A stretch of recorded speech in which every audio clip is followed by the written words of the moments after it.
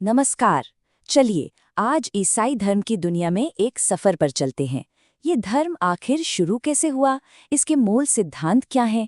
इन्हीं सब सवालों के जवाब हम अपने श्रुत के आधार पर ढूंढने की कोशिश करेंगे। तो हमारा ये सफर 5 हिस्सों में बटा होगा। सबसे पहले देखेंगे इसके संस्थापक और प्रमुख ग्रंथ को। फिर ईसा मसीह के जीवन पर एक नज़र डालेंगे, उनके शिष्यों और सूली पर चढ़ने की घटना को समझेंगे।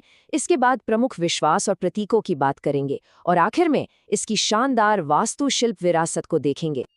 तो ठीक है, शुरुआत करते हैं बिल्कुल बेसिक से, यानी इस धर्म की नींव से। आखिर इसके संस्थापक कौन थे और वो कौन सा ग्रंथ है जो इसके मानने वालों को रास्ता दिखाता है? देखिए, हमारा जो स्रोत है वो बिल्कुल साफ बताता है कि ईसाई धर्म की बुनियाद कह सकते हैं कि दो बहुत ही मजबूत पिलर्स पर टिकी है। और ये दो पिलर्स हैं इसके संस्थापक ईसा मसीह और इनका प्रमुख ग्रंथ यानी द बाइबल। बस इन्हीं दोनों के इर्द गिर्द इस धर्म की पूरी पहचान बनी है।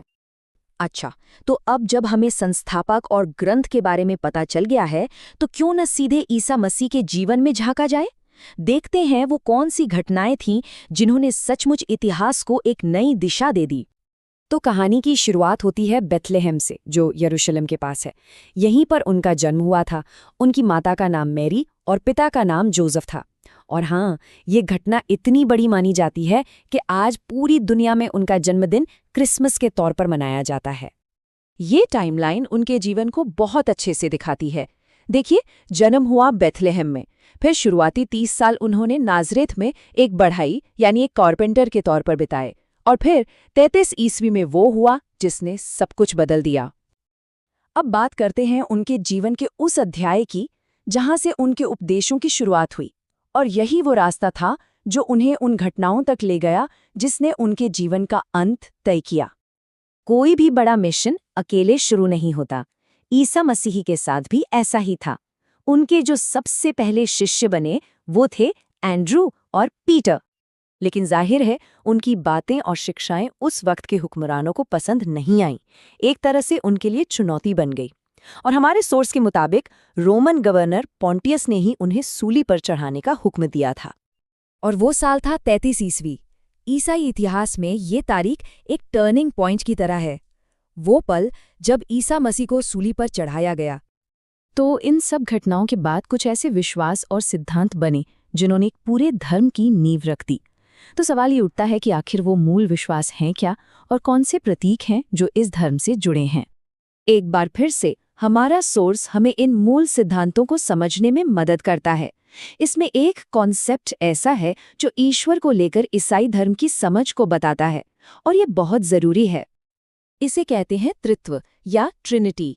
इसका सार ये है कि ईश्वर एक ही हैं, लेकिन उनके 3 रूप हैं: पिता यानी गॉड द फादर, पुत्र यानी ईसा, और पवित्र आत्मा यानी द होली स्पिरिट।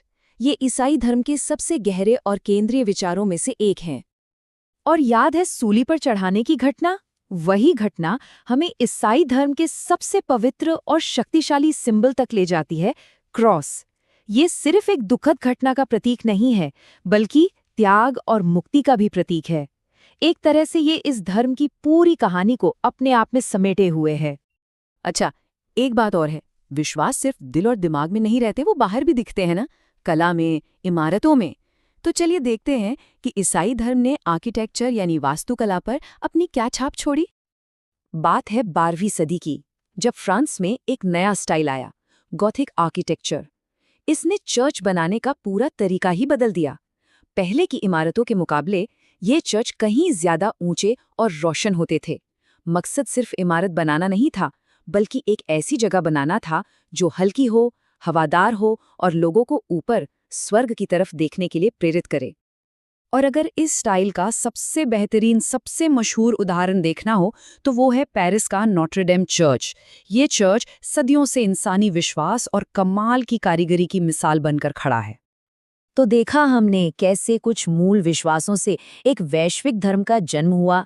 हमने उसकी नींव से लेकर उसकी वास्तुशिल्प विरासत तक का सफर तय किया। और ये सब हमें एक बहुत ही दिलचस्प सवाल पर लाकर छोड़ देता है कि किसी धर्म का आर्किटेक्चर, उसकी इमारतें हमें उसके सफर और विकास के बारे में आखिर क्या बताती हैं। ये सोचने वाली बात है ना।